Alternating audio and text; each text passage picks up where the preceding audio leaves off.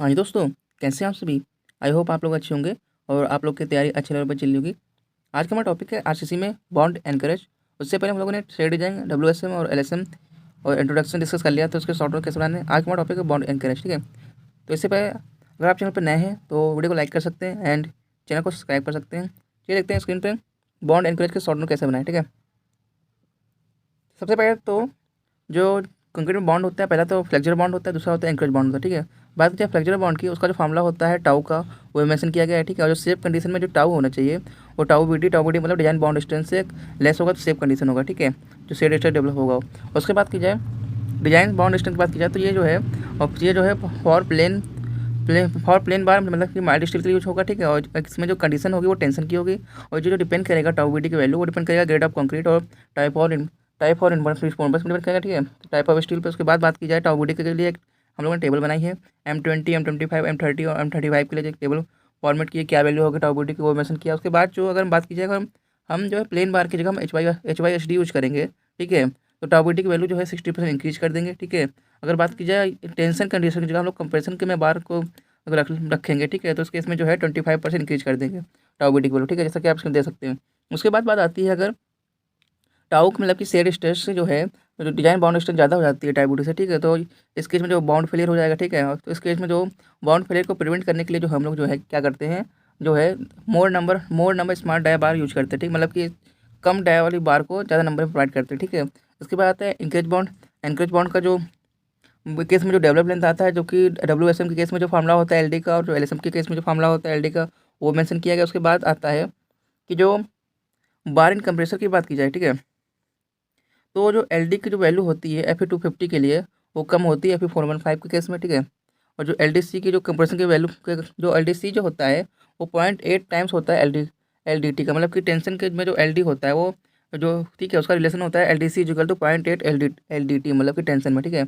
और जो LD increase due to bundling of the bar, ठीक है, बंडलिंग ऑफ बार यूज करके जो है डेवलपमेंट लेंथ को हम लोग इंक्रीज कर सकते हैं। उसके लिए एक टेबल फॉर्मेट की गई, जैसे कि आप देख सकते हैं कि जो बंडलिंग होगा उसके अकॉर्डिंग जो कितना परसेंट हम लोग इंक्रीज करेंगे वो मेंशन किया गया है, स्क्रीन पर आप देख सकते हैं, ठीक है। चलते हैं नेक्स्ट स्लाइड पे।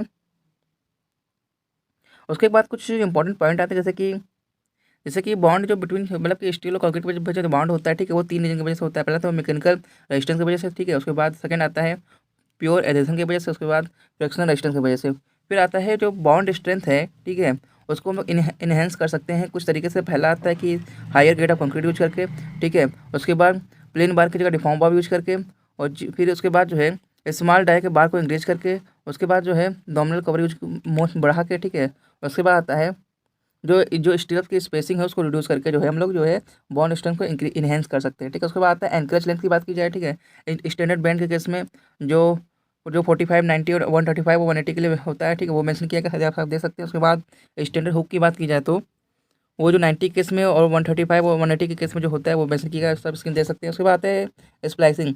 स्प्लाइसिंग अगर मान लीजिए डाई अगर हम लोग का जो है 32 mm से ज़्यादा है, ठीक है, तो इस केस में जो केस में जो है लेपिंग नहीं करते, उस केस में वेल्डिंग करते हैं, ठीक है। लेपिंग के जो केस में जो बेंडिंग टेंशन में जो वैल्यू होती है मैक्सिमम, ठीक है, वो LD और 35 में जो मैक्सिमम होता है वो यूज करते हैं, ठीक है। उसके बाद जो डायरेक्ट टेंशन के केस में जो होता है, ठीक है, उस केस में जो होता है बेंडिंग टेंशन में LD और 35 में जो मैक्सिमम होता है, ठीक है, और जो डायरेक्ट टेंशन में 2LD और 35 जो मैक्सिमम होता है वो यूज करते हैं। जबकि कंप्रेशन केस में बात की जाए तो LD और 44 और 24/5 केस में जो मैक्सिमम होता है वो यूज करते हैं, ठीक है। अभी बात की थी अगर डाया 32 में ज़्यादा है तो वेल्डिंग करेंगे, ठीक है। उसके बाद चलते हैं नेक्स्ट स्लाइड पे। फिर आता है कपलिंग। कपलिंग के केस जो होता है, ठीक है, उसको मेंशन किया गया कि कितना डिस्टेंस हम लोग जो है मतलब कपलिंग करते हैं, ठीक है। उसके बाद अगर बात की जाए बेंडिंग में 50% ज़्यादा है, ठीक है, तो उसके लिए जो स्प्लाइसिंग हम लोग रिकमेंडेड नहीं करते हैं, ठीक है, जैसा कि आप स्क्रीन दे सकते हैं।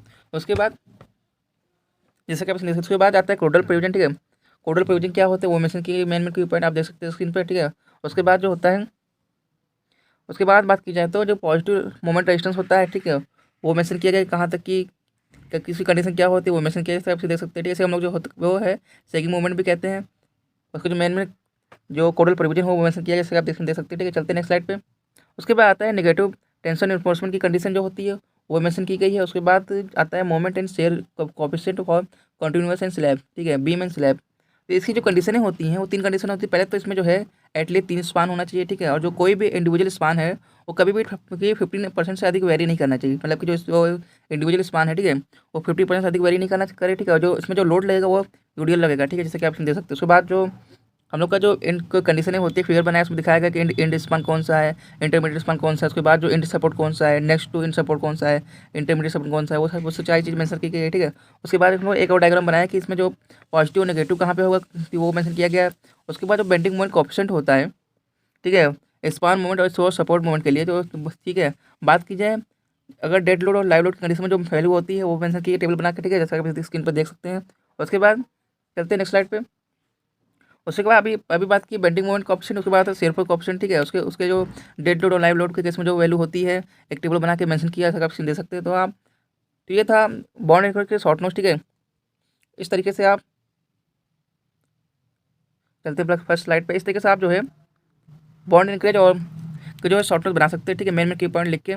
आज का हमारा टॉपिक था आरसीसी में बॉन्ड एंकरेज। उससे पहले हम लोगों ने शेयर डिजाइन, एलएसएम, डब्ल्यूएसएम के शॉर्ट नोट बना कैसे बनाएंगे वो हम डिस्कस कर चुके हैं। तो आज का हमारा टॉपिक था बॉन्ड एंकरेज, ठीक है। अगर आप चैनल पर नए हैं तो वीडियो को लाइक कर सकते हैं एंड चैनल को सब्सक्राइब कर सकते हैं। मिलते हैं नेक्स्ट वीडियो में नेक्स्ट टॉपिक के साथ में। अभी के लिए बाय बाय।